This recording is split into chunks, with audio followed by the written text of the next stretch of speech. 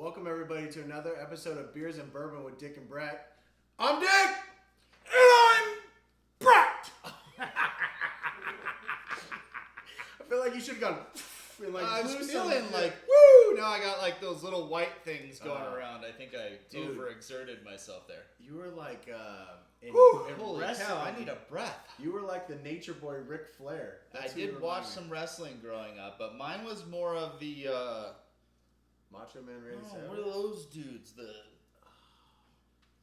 I don't know who those guys are. I don't know who those are. Oh my goodness. We'll have to. I have it on the tip of my tongue, but we'll have to figure that out. damn, those guys were badass, man. I mean, I like The Undertaker and Dude, what about Hacksaw Jim Duggan? Hacksaw, you know what I'm saying? I love The Nature all Boy, those dudes, fucking you know? Shawn Michaels and Bret Michaels. Yeah. Ultimate Warrior. Yeah, dude, Ultimate Warrior was dope. All right, we've got off on a wrestling tangent. No, I just want to keep talking about that for. I mean, you guys cool with the wrestling episode or no? Just all talking about wrestling. Oh yeah, that's right. They can't talk back right now. So maybe in the comments in a week we'll know if they give It's a kind of fuck. like how I like my wife. Oh shit! Brett said he was gonna bring it this episode. He brought it. All right, let me bring it back in. We're and then gonna keep bringing it. Let's go. So, going back with the old and trusty, we're gonna go a beer and a bourbon. The beer is Pulp Nuggets, which is a collab between 450 North and RAR. I think it's RAR, R-A-R. Yeah. The cool thing about this is the Nuggets is 450 North's normal beer, and then they did the Pulp version with the collab. We'll get more into 450. I know Brett was reading all about it and gushing about it. And then we're going to get into what I would call the old trusty. We felt like if we were going to go with this green label beer, we should go with the green label bourbon. We're going to go with Weller Special Reserve. Why would we not, right? I mean, if we're going green, let's go all green. That's what I was thinking. I mean, sure. Okay. So tell us about 450. We were talking earlier before we got started. Tell us a little bit about 450 North Brewery. Okay, so I saw the label and I was asking, and I went, "Oh shit, man! It looks like we have a collab up here." We've talked a little bit about collabs in the last couple of episodes that we've done. Probably going to start seeing a lot more of them. Interesting beers that you pull off the shelf, and you wonder to yourself, "Oh, what's the brewery?" Right? Yeah. Because a lot of these things are really cool artwork and stuff like that, which draws your eye in. But then you look at the back and you want to know where it's made and if you could ever visit or whatever, right? So 450 North, located in Columbus, Indiana. Yeah. Okay. Simmons Family Farm, 100-year-old farm, 150-year-old farm. Looks like they started making beer in about 2000, so now you're in 2023. That's 23 years of crafting brews, wines, not spirits, wines, and some other ciders, yeah. Right? So they make some other stuff too, which is really cool. So they got some experience, and they've been putting out some pretty cool beers and some pretty cool artwork, honestly. So I'm excited to try this one. Why don't you tell us a little about RAR? I don't know much about them. They're from Maryland, which I spent some time there. Okay, so we got Indiana and Maryland, yeah. right? So you got kind of that East Coast, Midwest, yeah, you know, like it's like a New Yorker, you know, meets a Bible Belt girl, you know, and then they bang, and then all of a sudden you got this cool beer called Pulp Nuggets, you know. That's the product of them banging his Pulp Nuggets. This is his favorite. It's his favorite. What do you call it? Innuendo or whatever. Yeah, I don't even know. Yeah. But he always talks about, well, if you had this and you had this and they banged and then they got like together that, you know? and they fucked. Yeah, this is what it would be. Exactly. So this is what it exactly what it would be, right? Well, and I think that's the cool thing. So I mean, Dick and Brett's a collab, right? Absolutely. We're two dudes that live in the same neighborhood that. Both married. We're both girl dads. Once again, that estrogen tornado's flowing. Dude, we got so many comments on the estrogen tornado. I seriously was at home tonight, and I was thinking to myself, oh Lord, tonight is not the night to be in my house. So I'm like, I'm going over to Dick's house because I got to get away, right? And then I walk in the garage. What's the first thing I fucking say? Forget. What did you call them? Hyenas. Hyenas, right? He goes, come meet the hyenas. Come say hi to the hyenas. Gosh, dude. And I walk in and they're doing backflips and upside down flips and they're chasing the dog around and one's crying and the other one's all. I mean, if you know, you know. Yeah. You know what I mean? So it was funny that I was just feeling. So I went to soccer practice earlier. Kids got out of school and they're just like, just firing on all cylinders. And then I haven't seen Brett for a while, and he comes in, and I'm like, "What's up, man?" He's like, "Fuck," and I'm like, "Dude, go see him. Go see the hyenas." He's like, "I got a bunch of those at my house too," and it's like, you know what, man? That's why I'm thankful for beer and bourbon, and I'm thankful for Dick and Brett, right? Because goddamn it, if not, I don't know what I would do with myself. Yeah, we might have to put one of those sliding door locks, like the bolt ones, on the garage, right? Because what's that thing when you want to get away? That's a slogan for some company? Which one is that one? Eat a Snickers. No, want to get away is like Southwest or some shit or someone. It's like a hotel or airline company. Oh, what's the Snickers one then? If you're hungry, eat a Snickers, like Pesci and shit. Yeah. I feel like I'm hungry all the time, but I don't want to eat a Snickers. I want to drink beer and bourbon. Dude, what if we just changed that whole commercial? It was like, instead it was want to get away, or like, hey, you need a Snickers. It was like somebody just shot you, like slid it across a bourbon. You took it down and you're back to your normal self. I would like that because I feel like, honestly, that's the way it was. I was at BJ's Brew House last night, and I'm drinking, clearly I looked at their brew list, and I was looking for the highest ABV I could find because I had my daughter, who is 7, and she had her birthday dinner, and so my wife was like, cool, let's go have a nice birthday dinner, and I was like, yeah, that sounds fantastic, let's go. And we're in the car, and we go to pick up my sister, or my wife's sister from the airport, and she's on her phone, and she's driving through the airport. And if anybody knows what it's like driving through an airport, it's absolute madness, right? Because you have cabs, you got Ubers, you got people rushing, you got people that are taking their sweet ass time. You got drivers from all over the country that maybe aren't used to Southern California. It's a nightmare. So she's like texting, Instagramming, calling, and trying to drive with one hand.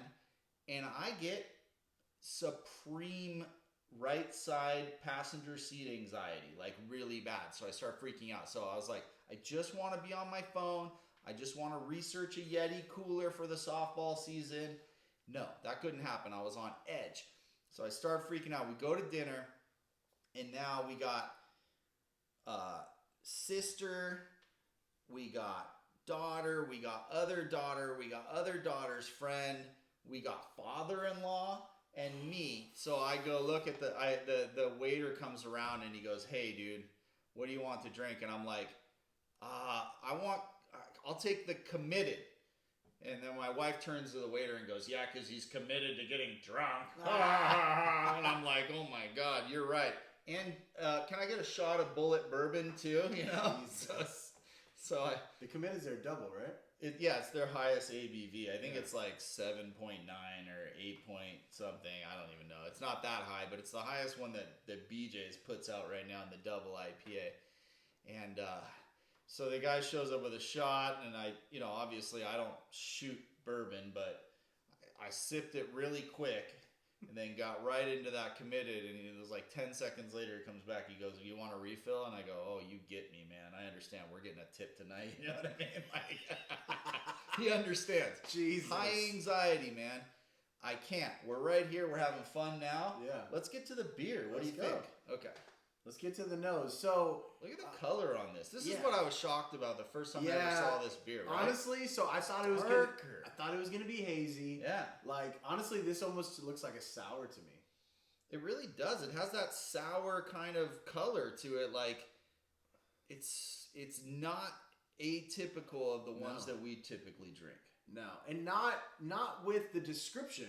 With the pulp, I thought that it was gonna look like orange juice, which is what my wife always teases me when I get like a really super like deep hazy, they're like, oh, it looks like orange juice. Yeah. Like this, it smells and looks completely different than what I thought. It looks like a hardcore pale ale or something like that almost, but oh man, so I just resisted not taking a drink before you did, and we actually smelled this thing. So what do we think? I smell citrus. Yeah. I'm getting the pulp nuggets. I'm getting like almost like a rind smell, like when you shave off the outside of a citrus orange or something. Like that's almost how pungent it is. It's very inviting with the citrus. I agree with that. It's hard to describe what that smell is because it's like a tart and a sweetness of the fruit. It's a little sharper. Than but just it's crisp. Dull, yes. Yeah, like when you pick a fruit up after it fell up off the tree, it smells a little dull, but then as soon as you scratch it with your fingernail, then it's almost like smelling the bottom. They were at the bottom of it where they say like that's how you can tell the ripeness when you smell the bottom of an orange or like a tangerine. That's almost what I smell. Yeah, I'm getting that too. Okay. I'm really ready to try this. What Cheers. do you think? Okay, let's go.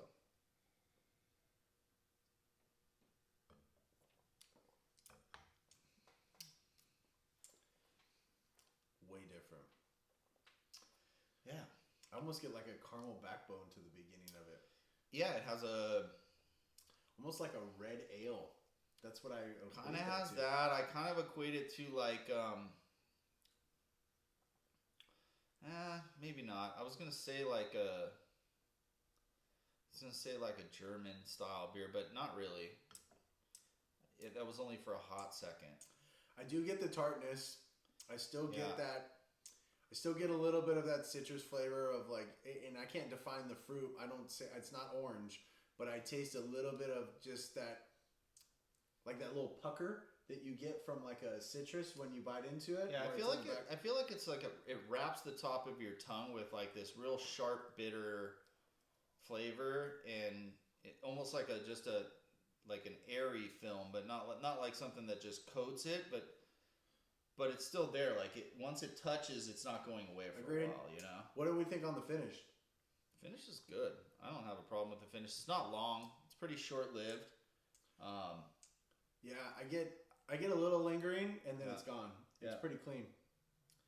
It's good. I mean, I will tell you, this thing threw me for a loop. When I think about the can art and when I think about what they're saying, it looks different, it smells different, it tastes different. Doesn't mean it's from the bad. East Coast, you know what I mean? So it's the same as kind of the when we just did a few episodes back when we looked at the Heady Topper, which takes this beer and elevates it in 5 different ways, but it's an East Coast beer. Yeah. And maybe some Midwest that's tied into it, but at the end of the day, it's not a West Coast beer. It's an East Coast beer. And I think that's an important comment because we're West Coast dudes, and that's most of what we drink. I think that's where I'm getting confused in the profile. Mm-hmm. Is that's a great point. Grain's different. Mash bills are different. The way they brew beers are different. Even the amount of travel for the raw materials and the hops and all that stuff is different. I mean, you can get somewhere from the Midwest to the East Coast in a day, but if you're going from the Midwest to the West Coast, you're talking 2-3 days. If you're going from California to New York, you're talking 7 days. Yeah. Right? And I don't know if that matters in the amount of time that your hops is traveling or where you're, I mean, a lot of it's imported, some of it's not imported, but I can only imagine that has something to do with it. The amount of exposure it's had to open air. Here's what I say about a lot of things. Here's what I say about 450 North, and I haven't had a lot of their beers. Our local shops, they get it. It's expensive, but 450 North pretty much created the market for these slushy style beers. These, beers that were aged on fruit, and they were, they took hazy and they went very what they call adjunct. So like banana, chocolate, dessert. They have some that are like fruity pebbles. They have cereal in them. Like they cornered this market where they took this niche brewing style and everyone went fucking nuts over them. Like, not even people in the Midwest. People are shipping these 4-packs all the way to the West and the East Coast for $45, $50, $60. So it's like, when you think about the fact that they started on a 100-year-old family farm, and I've seen pictures, I've never been to Indiana, but it's this farm, big barn out in the middle of nowhere, quintessential red with the white trim, badass looking spot. You have to drive through all these trees to get there. I haven't had a lot of their beers, but they have a cult following, and it's all over. Like I said, it's the slushies. This is a collab, but it's exciting to try their beer because I've heard so much hype about it. I bet you if you were in Columbus, Indiana, and 450 was one of the newer spots out there, it probably draws a big crowd. You know what I mean? Because what else is there to do? You know what I mean? You got your everything that you can do everywhere. But when you get to places like that and somebody's opening up and doing some innovative stuff, it's going to draw a crowd no matter what.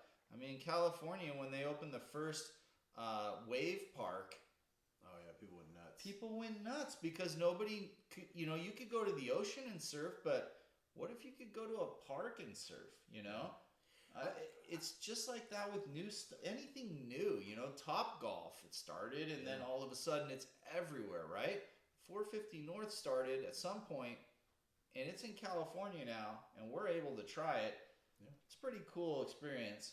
And I've never had a slushy beer, which is, I think, kind of nuts now that you talk about it. But slushies weren't a thing out here. I don't know. Are they now coming into California?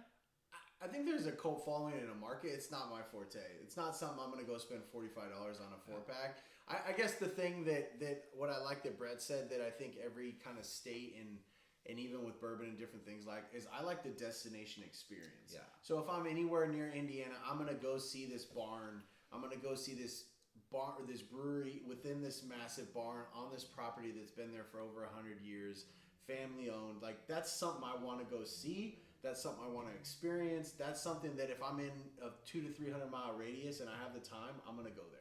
And that's what's cool about the experience is knowing that we haven't done it. It's something we could do. And to me, it's fucking badass. Like, this is not some just bullshit brewery that, some 2, 3, 4 people said, let's go make money. This was a family business that started out on property and has created, like I said, one of the biggest cult followings in a unique beer style. You got 23 years of brewing, and I ain't mad at this beer. I mean, I'm ultimately, at the end of the day, it's not my favorite beer. But not every beer can be your favorite beer. You know what I mean? It could still be damn good and not be your favorite. Well, we have our core. We talked about dictionary before. Like, same thing with bourbon. Like, we're going to get to the Weller. Like, this is what I would consider one of my warm-up bourbons. Like, my everyday that I can go through bottle after bottle and not be mad that I crashed the bottle, but feel like it's home. It feels good to me. So, yeah. Hey, you know what? Cheers, 450 North. Appreciate what you're bringing, man. Yep, and RAR. Yeah. Thanks for the collab. Good job, guys. Not bad. Don't love it, don't hate it. Yep. All right, Brett. Bring us into the bourbon, man. All right. So, I wish there was like a special tribute you could do to your green bottle of Weller. And I think the only real tribute that we can do to it right now is to break it down for you guys as, like he said, this is something that is a staple. I went a little heavy. If you like weeded bourbon, which is something that both Dick and I love and have found to love over a long time, this bottle, he says every day, which is great. For me, it's not so much an everyday thing, but and that's not drinking bourbon. I do drink bourbon quite a bit, and if you had to say it's every day, it's probably every day. But this is not one that I have enough of in my collection to drink every single day, and it's not simply because it costs too much. It's just harder to get your hands on in California. A couple of years ago, when he got into the game, it was a little bit easier to grab bottles, right? So smartly enough, he went out and stacked a shit ton. and that's going to afford us to be able to drink this basically any night that we want. And if he wants to have it at any point in time, he can. We've always talked about that starter bottle, which is something that is lower proof, light, consistent, strong, good, and something that brings joy to your life, right? So I think Weller Special Reserve is a great way to market your lowest end of your bourbon bottle for a line, because that means that the only thing that you can do from there is go up, and the floor level of this bourbon is fantastic. So it's very consistent. It never changes. It's the same as you're trying to pull out that yellow canister of E.H. Taylor single or a small batch. I mean, you're just never, ever, ever going to be disappointed. You're not going to open a bottle and go, man, this one is weird. It's just not. It's just good. Steady Eddie. I would say here's the sad part, Brett, is, you got one of yours sitting up there hidden in my collection, and we got a bunch of liters and 1.75s. Some people that actually feel like they drink good bourbon will never ever get their hands on this, and that's super sad that this is the lowest in the Weller category. Mm-hmm. It drinks a little spicy out the front, at least on the nose. Yeah. It's got good characteristics, but I went to Georgia and I saw it on the shelf for $29.99 all day. Here, it just came back on the shelves and it's $79, right? And that's way too much. But the point of it is depending on where you're at in the country, it's readily available on the East Coast. Sometimes it's overpriced. Midwest and the South, it's available and it's priced normal. But we were just watching some TikTok earlier that my wife was showing me, and some guy was gushing over Buffalo Trace. Yeah. And he said he'd never seen 8 cases of Buffalo Trace in one place at one time. And I'm like, I can't walk into a store in California and not find Buffalo Trace. I mean, I would throw a Buffalo Trace away just to empty the bottle and pour my fucking Weller in there. That's how much we have it out here. Like, it's not a big deal. Yeah. So to me, it's about price point, place, availability.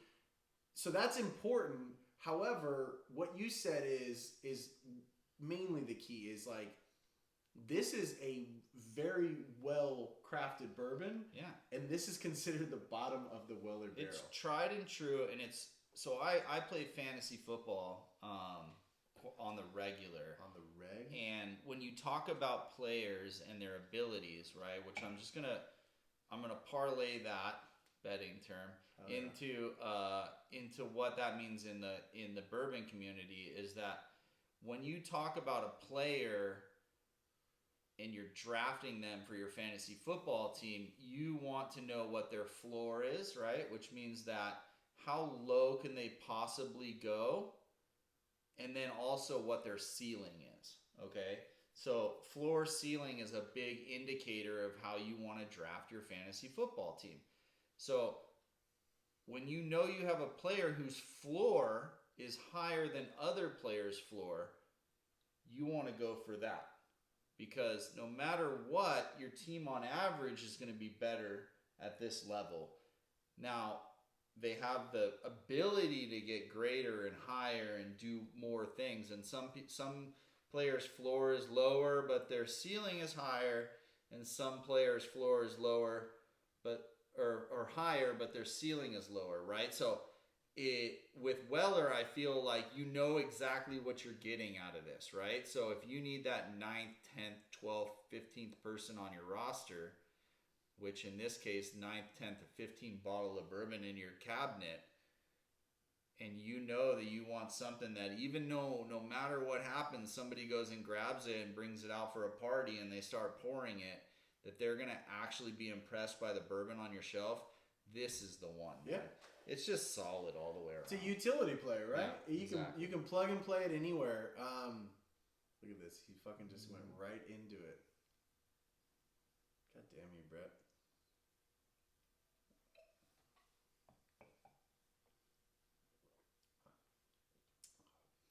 Yep.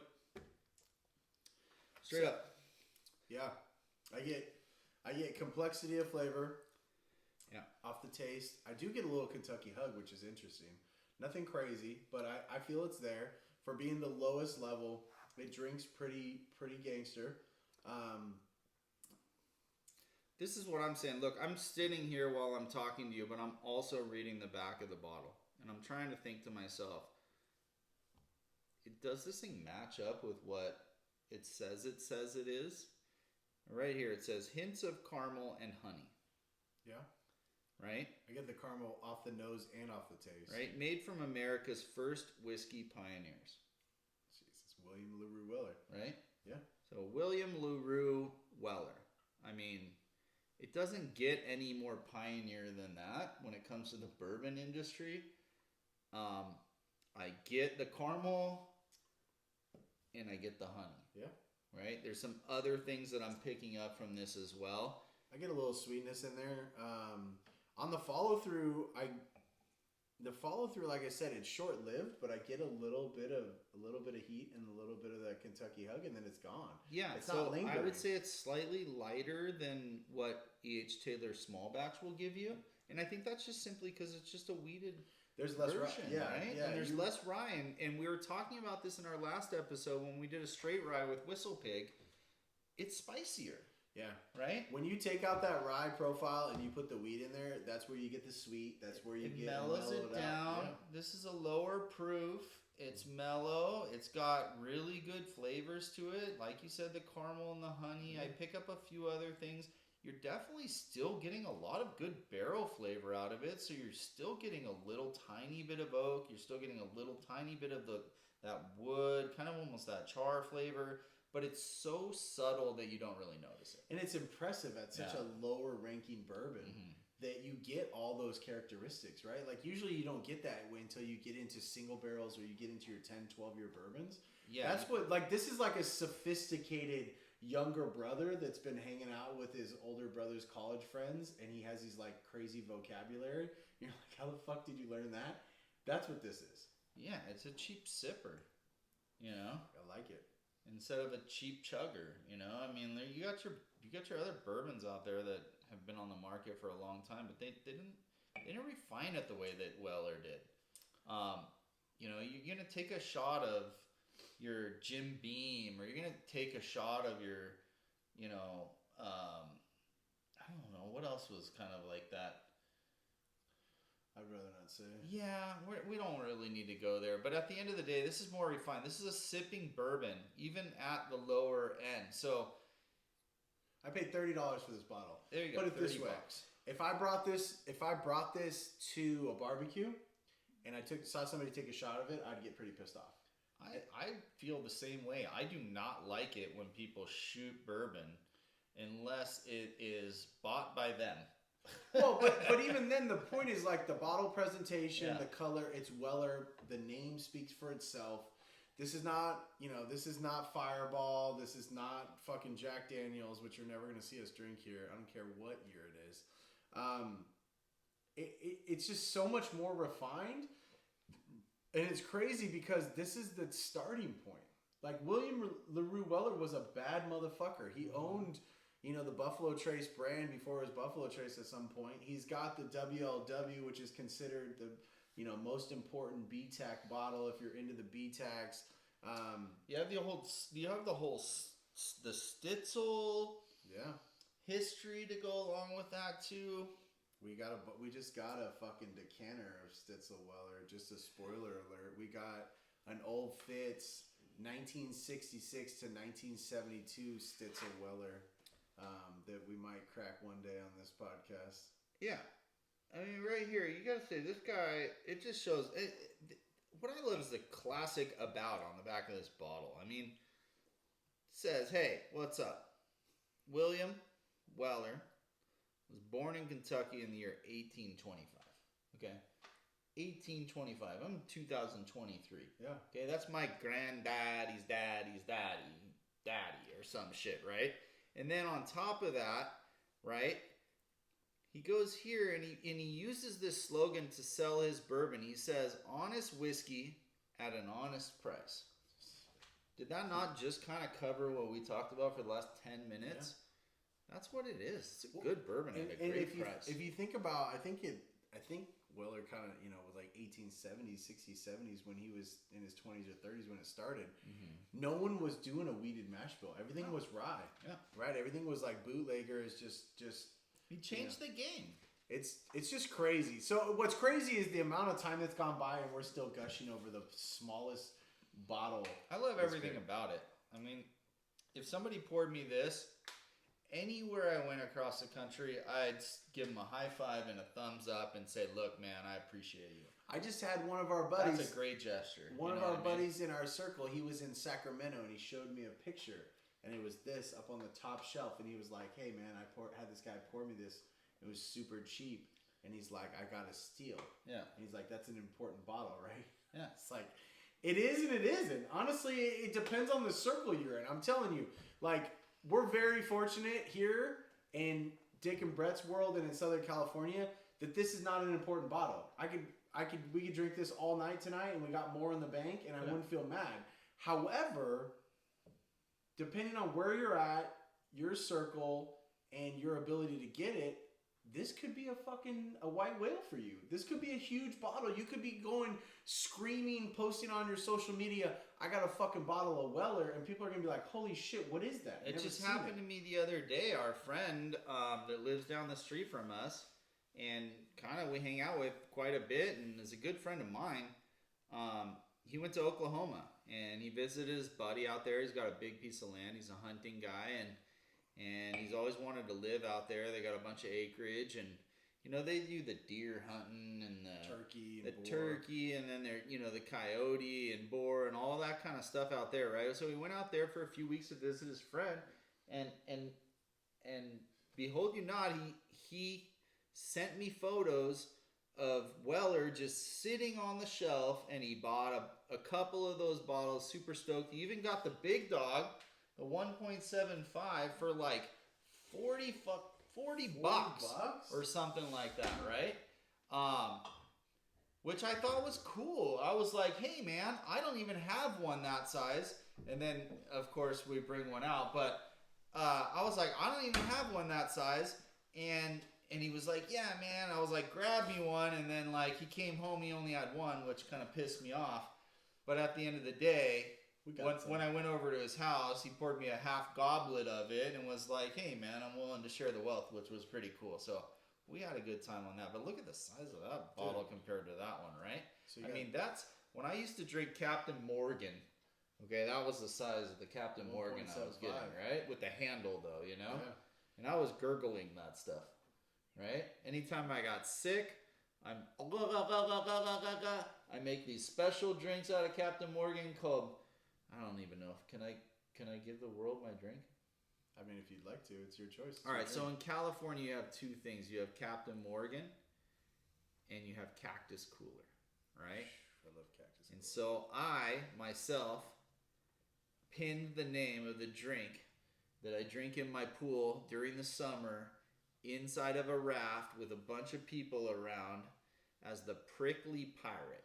The Prickly Pirate? I'm going to put this That's away. ice, Captain Morgan, and Cactus Cooler, which Cactus Cooler, really right now, you can't find many other places than on the West Coast. No. But if you can get your hands on Cactus Cooler, and you can get your hands on Captain Morgan and some ice, and you're hanging out with a bunch of your friends by the pool, try that.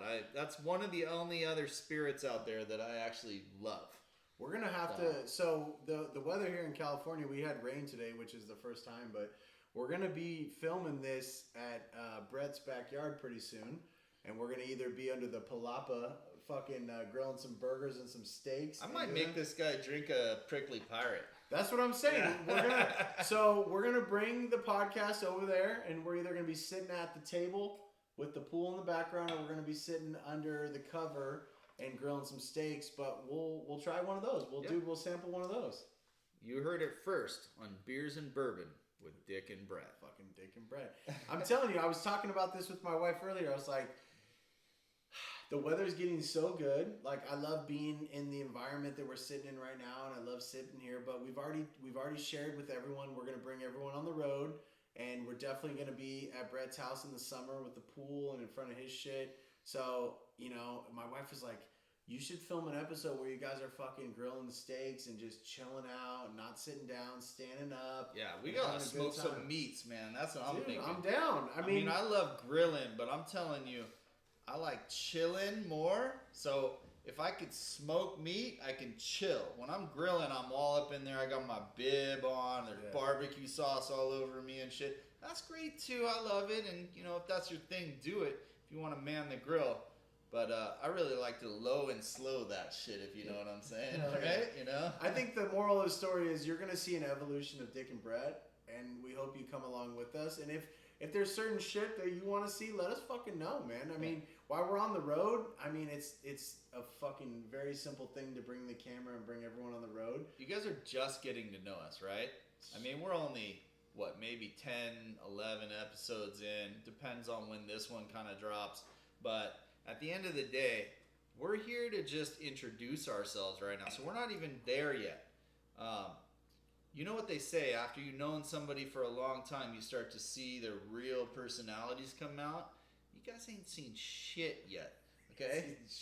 It's gonna get crazy, okay? And as we progress and we start to get to know our crowd better, I promise you we will open up to you. So it's like dating a new chick, right? And I know Dick does not like it when I talk about that kind of stuff on the podcast, but hey, I relate it to a really good story, okay? So you're dating a new girl and she's apprehensive and she's got her walls up, you know? And she doesn't really even know if she likes you, right? So you're trying to be cool, but you also want to keep it cool. You don't want to give too much away. I feel like that's how Dick and Brett are right now. But certainly we're going to let you in one day because we trust you guys. And you guys are giving us the confidence that we deserve to be here and we deserve to have fun. Once Pandora's box opens, it's gonzo, man. You're going to see all kinds of stuff. I agree. I mean, you in any relationship that you create, you kind of have to slowly let the guard down. Yeah. Because if you just don't want to get hurt. Yeah, I mean, vulnerability is tough. Yeah, sure is. You know what? I agree. It's going to get fucking real, and get ready for fucking wide. Yeah, let's go. I'm going streaking in the campus. Okay. Come with us. She's like, who? He's like, we're all coming. We're all doing it. We're going to the gymnasium. Yeah. Hey, can you finish that shit? You ask me this every single time. No, this is bullshit. No, all it's right, not bullshit. No, fuck okay? that. Fucking Brett. Brett, in the last few episodes, has not waited for me to drink his beer, and then he started the bourbon without me. I'm starting to figure out why this guy's fucking name is Dick. Okay? Wait, you're saying it's a fucking complex? This is who I am? It's starting to feel like it's a description? Jesus Christ. I thought it was my name. Here we go, guys. I'm going to finish my Weller Special Reserve. Jeez. Oh, shit. I think I got to him. We said we were going to open up. Jeez, we broke up. Not opened up. That's it. Show's over. There's no way. It's not happening. We'll be back next week every single time. We're not giving up on you. Don't give up on us. Let's have some fun. No matter what we bring, if this episode sucked to you, I promise the next one will be better. And if it's not better, then the one after that will be better. And if that one sucks, then we'll try again and we'll hope that the next one's better. I mean, we're not going to give up, okay? That's the thing. Between... If you give up, everything goes out the window. So don't give up, okay? No matter what. If you're having a hard time with your girls at home, your boy's driving you nuts, the coach doesn't let your daughter play, I mean, fuck, the world just keeps crushing you. I promise you that there's an open light at the end of the door, and Weller Special Reserve will help you get there. Just don't overdo it, okay? Drink responsibly. Yeah, don't drive for sure. Right? Well... Hey, thanks for coming and hanging out with Dick and Brett. Yeah. We talked about one of the beginning bottles that we love. We tried a different beer, and we learned a little bit of history about that beer. Brett let you guys know that we're going to continue to evolve and peel the onion back and tell us more about me and him, and we're going to be vulnerable. All we ask is come on the journey, and if you're coming with us, just let us know what you want to see. We're going to continue to fucking bang out episodes. We've gotten into this cadence where we're dropping shit weekly. I will say today we hit a record. I want to comment on this. I also would like to acknowledge it just because it might not be big to people that are watching. or anyone else, but to us, it's pretty damn cool. So we broke a record for us, and then we re-broke it. So we're sitting at So check it out. So our episode 1, we have 8 dropped as of now. Episode 1 has 88 views. Yeah, pretty exciting. Fucking dude, I was happy with 5 people watching us. Right? I was gonna be happy if one person clicked on our shit and just looked at it. So check this out, everyone. So we dropped our episode 1 dropped about 45 days ago, and we have 88 views, which we're very thankful for. Today, episode 8 dropped, and in 3 hours we had 21 views, and then within 5 hours we had 30 views. So we have basically 30% of our most views on our longest lasting episode we got in 5 hours today. Yeah. That's a fucking Dick and Brett record, and it's all because of everyone out there showing us love. So thank you so much. Absolutely, and I feel like a broken record when I say this every single episode, but I mean, you watch social media, you know how it is. Please subscribe, like, comment, talk to us, whatever. It just helps us because it keeps us motivated to do this. Not that we need it, because we're going to do this either way, whether there's a camera in front of us or there's not. But if we can just help 5 people a month get into bourbon and get excited about it, I think that's a good give back to the community. Because what bourbon and beer has given us is a true friendship. And if it can give you a true friendship with somebody else, to get away from the daily grind of everything else, do it, man. It's great. I'm having a great time. Fucking A. Hey, thanks for joining us. We'll see you next week. Absolutely. Dick and Brett out. Out. Let's go. All right.